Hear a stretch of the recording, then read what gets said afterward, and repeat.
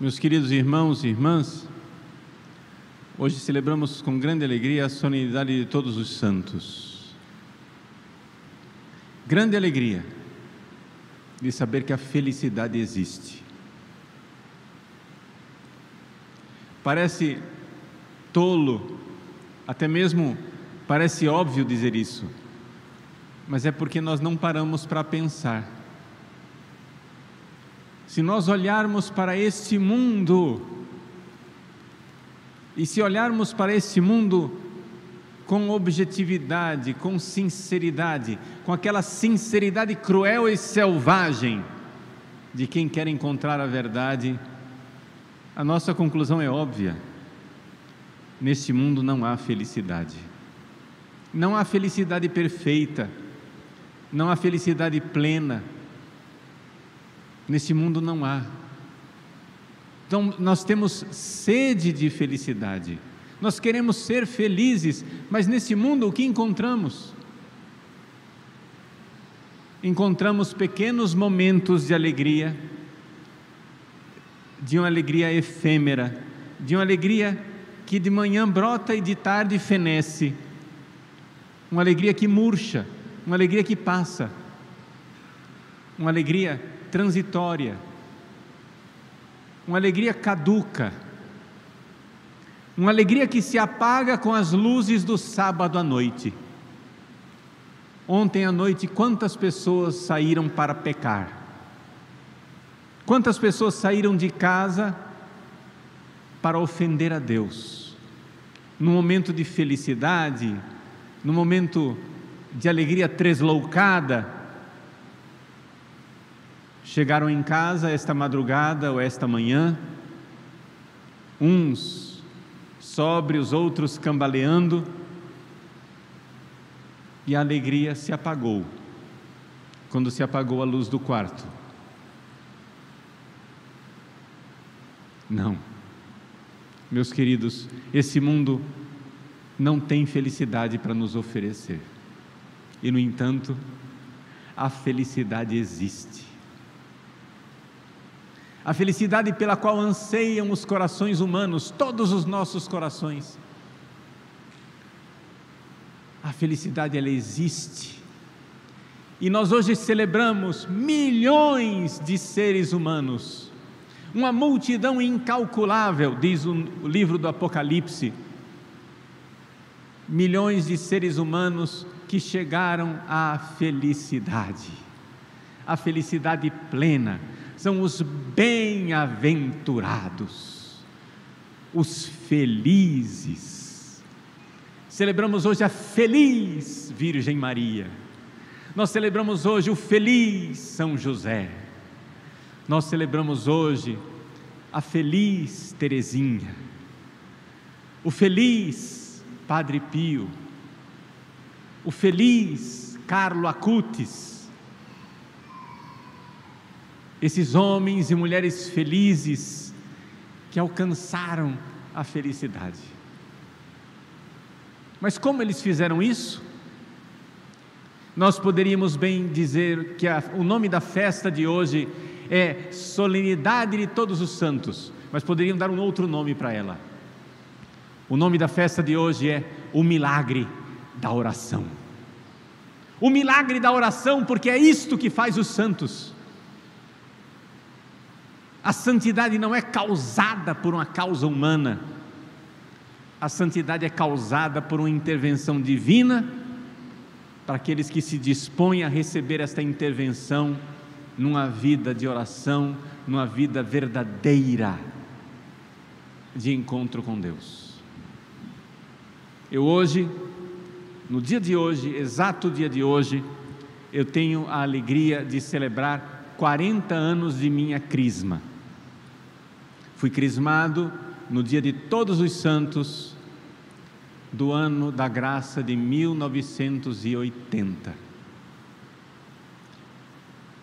pelo nosso arcebispo Dom Bonifácio Pitinini, que naquela época era um jovem arcebispo de 51 anos. Hoje Dom Bonifácio é nosso arcebispo emérito. Aproveite para hoje rezar por ele, eu rezo por ele, pelo meu padrinho de crisma, que Deus lhes dê um lugar no céu, as graças, a saúde, a vida, a perseverança necessárias para isso. Mas eu digo no meio da homilia que estou fazendo 40 anos de crisma, porque com a crisma nós recebemos os dons do Espírito Santo, que são os dons que Deus nos dá para agirmos santamente. Quando os dons do Espírito Santo começam a aparecer na nossa vida, eles começam realmente a brotar, ou seja, nós já temos o dom, só que nós não estamos agindo com esses dons. Quando eles começam a aparecer nessa vida, é sinal de que nós estamos no caminho da santidade, estamos verdadeiramente nos aperfeiçoando na santidade, porque quem age a partir dos dons do Espírito Santo age santamente, age divinamente. E eu estou dizendo isso por uma razão pastoral muito objetiva. Nós somos batizados, somos crismados, temos o dom do Espírito Santo, por que cargas d'água nós não nos comportamos divinamente? Por que é que as pessoas que estão ao nosso redor, não veem estes dons do Espírito Santo brotarem num comportamento divino e santo? Por que é que eu com 40 anos de crisma, por que é que nós, miseravelmente, não somos os santos que Deus gostaria que nós fôssemos? E a razão é muito simples, meus queridos. Os santos rezaram muito, os santos rezaram bem, os santos rezaram sempre. E se nós não somos santos, é porque não rezamos muito, é porque não rezamos bem e é porque não rezamos sempre. Nós precisamos hoje, para alcançar essa felicidade, essa alegria no céu, tomar o firme e determinado propósito de rezar e rezar muito, de ter uma vida com Deus. Ele é o nosso melhor amigo. Como é possível que nós prefiramos gastar horas e horas a fio na frente de um monitor de televisão, de computador, de celular, assistindo vídeos, filmes, horas e horas, como se aqueles personagens dos filmes fossem nossos amigos, deixando de lado o único e verdadeiro amigo. Como é possível? O meu telefone celular, ele tem uma função onde você lá pede para ele mostrar o tempo que você gastou naquele dia nas redes sociais. Eu devo dizer, com a graça de Deus, que gasto pouco tempo. Mas, mesmo assim, quando eu clico ali para ver o tempo que eu gastei nas redes sociais, conferindo notícias, vendo recados, eu olho para aquele tempo e comparo com o meu tempo de oração, e eu digo: meu Deus, como é possível alguém dizer que não tem tempo para rezar? Como é possível dizer eu não tive tempo?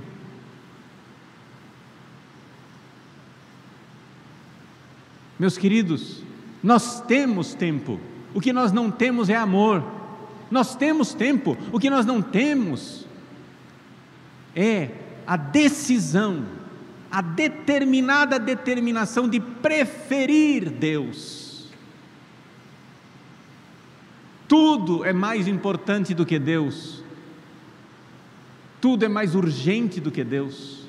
Hoje eu não pude, por quê? E todos os dias tem uma desculpa. Hoje eu não pude, não deu tempo. Eu sou padre, eu estava preocupado e ocupadíssimo na minha vida pastoral. Mas padre, se você é padre e não tem tempo para rezar, você tem tempo para o que mais na vida? Quando nosso Senhor Jesus Cristo escolheu os seus apóstolos, Ele disse que escolheu os 12 para que estivessem com Ele e para enviá-los em missão. Para que estivessem com Ele e para enviá-los em missão, e os apóstolos entenderam isso perfeitamente. Quando Jesus subiu aos céus e enviou o Espírito Santo, os apóstolos logo viram que eles estavam gastando tempo demais servindo às mesas das viúvas e dos órfãos, e então eles disseram: escolhamos 7 homens que sejam diáconos para servir às mesas, e nós, apóstolos, nos dedicaremos mais à oração e à pregação da palavra, para que estivessem com Ele na oração e para enviá-los em missão na pregação da palavra. E isto que eu digo para os padres e digo para os seminaristas, eu digo também para você, meu irmão leigo, minha irmã leiga. Se você não tem vida de oração, você não tem nada, você não tem vida, porque isso que você vive não é vida, isso é morte disfarçada de vida, é morte que se agita. Se você não tem vida de oração, vida íntima, vida com Deus, você não tem vida, você está simplesmente disfarçando a morte, porque tudo o que você está cultivando lhe será tirado, tudo, absolutamente tudo será tirado, só o único necessário não lhe será tirado. Essa frase, você já reconheceu, vem da exortação de nosso Senhor Jesus Cristo a Santa Marta, e Santa Marta se tornou santa exatamente porque ouviu essa exortação de Jesus. Marta, Marta, tu te inquietas e te agitas com muitas coisas, nas panelas da cozinha, no WhatsApp, no Facebook, no Instagram, no Netflix, no YouTube. Tu te inquietas e te agitas com muitas coisas, carregado, levado, assolado para todos os lados como um cachorro levado pela coleira, por uma multidão de paixões, de pensamentos e de perda de tempo, suma perda de tempo. A vida está passando e você na frente de uma tela, de um monitor. Que custo isso será para a eternidade? O que é que isso significa de perda de glória no céu, se você chegar a se salvar? Porque muitos não se salvam, e não se salvam porque não rezaram, e não se salvam porque preferiram as panelas da cozinha. Marta, Marta, Maria escolheu a melhor parte, aquela que não lhe será tirada. Meu querido, minha querida, tudo aquilo que agita você o dia inteiro lhe será tirado, e só não lhe será tirado se você viver tudo isso em Deus, em Cristo Jesus, numa vida de oração. Você é casado, sua mulher lhe será tirada. Você é casada, seu marido lhe será tirado, seus filhos lhe serão tirados, seus pais lhe serão tirados, sua saúde lhe será tirada, sua casa, seus bens, sua conta bancária, tudo lhe será tirado. A única coisa que não lhe será tirada é a amizade que você teve nesta vida com nosso Senhor Jesus Cristo e o tempo que você dedicou à oração. E no entanto, nós estamos ocupados demais para rezar. Não, meus queridos, nós não seremos santos, e não seremos santos nunca se não rezarmos, porque a santidade é uma ação divina. O ferro frio, ele não se esquenta por seu próprio poder. O ferro não tem energia para se esquentar, mas o ferro lançado ao fogo, ele se torna fogo, ele primeiro se purifica da ferrugem. A oração, nos primeiros estágios da nossa vida de oração, ela vai nos purificando. Sim, essa é a primeira coisa. Por quê? Porque se você reza e a sua vida não está mudando, existe alguma coisa sumamente errada com a sua oração. Essa é a primeira coisa que eu quero que você leve de bem prático e concreto para a sua vida. Se você tem vida de oração íntima com Jesus e a sua vida não está mudando gradualmente, você está rezando mal, existe algo profundamente errado com a sua oração. Aquilo não é oração, aquilo é simulacro de oração, aquilo é farsa de oração, aquilo é teatro de oração. Existe algo profundamente errado, porque o ferro que se lança no fogo esquenta, não pode não esquentar. E então ele vai se purificando da sua ferrugem, e com o tempo ele vai aquecendo e vai ficando incandescente. Essa é a segunda fase da vida de oração. A primeira é a purificação. A segunda é uma fase iluminativa, onde vão começando a aparecer as propriedades divinas e você começa realmente a se comportar divinamente. Os dons do Espírito Santo vão aparecendo. Você começa a ter um temor de ofender a Deus. O temor do Senhor é o princípio do saber. Depois você começa a sentir uma ternura e uma piedade filial para com Deus, para com Nossa Senhora, para com a Santa Igreja. Isso é prodigioso, é uma piedade prodigiosa, um amor prodigioso, de ternura. E assim vão aparecendo todos os outros dons do Espírito Santo, até que finalmente, como coroa desse processo, aparece a sabedoria, o maior de todos os dons do Espírito Santo. A sabedoria é uma mistura de conhecimento e de amor. É quando a pessoa conhece e ama a cruz de Cristo e conhece os segredos do coração de Jesus, num amor estremecido, uma sabedoria, saborear o amor de Deus em qualquer circunstância da vida. E então o ferro começa a derreter, começa a se fundir, a se confundir com o fogo. O ferro torna-se líquido, começa a lançar labaredas como fogo, e essa é a terceira fase da vida de oração, a vida unitiva, em que o ferro está tão unido ao fogo, que é um verdadeiro matrimônio espiritual. Assim, este é o itinerário dos santos. Os santos foram santos porque passaram por esse processo, por esta vida de oração, por essa vida de transformação. Celebramos hoje a felicidade. Existe uma felicidade esperando por nós no céu. E a felicidade é daqueles que nessa vida rezarem. Os santos foram santos porque rezaram.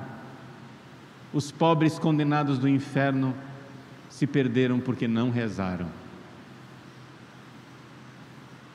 Tenha uma vida espiritual, uma vida de intimidade, uma vida de amor com Cristo. Viva a sua vida, ame tudo o que você precisa amar, por Cristo, com Cristo e em Cristo. Vamos nos determinar, meus queridos.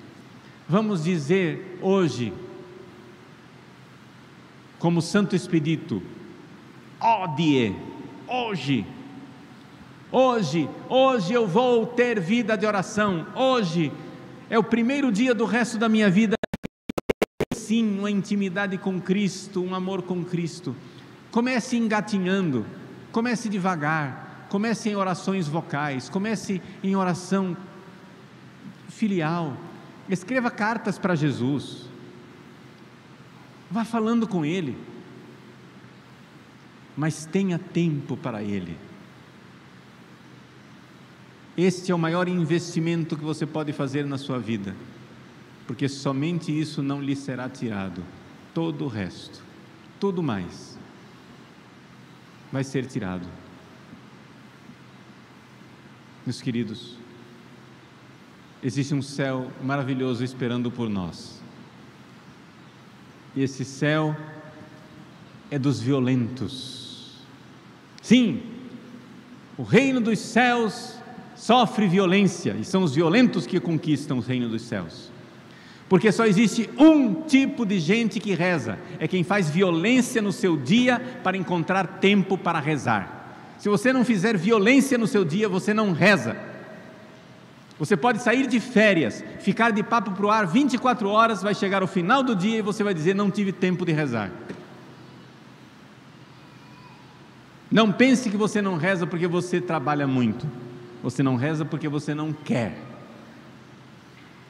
Só existe um tipo de gente que reza, aquele que faz violência no seu dia.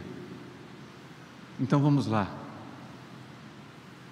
arrebatemos o reino dos céus, conquistemos a santidade com a vida de oração, determinada determinação, que caia o mundo, que o inferno gema, que venham todas as legiões infernais contra você, mas não deixe a oração.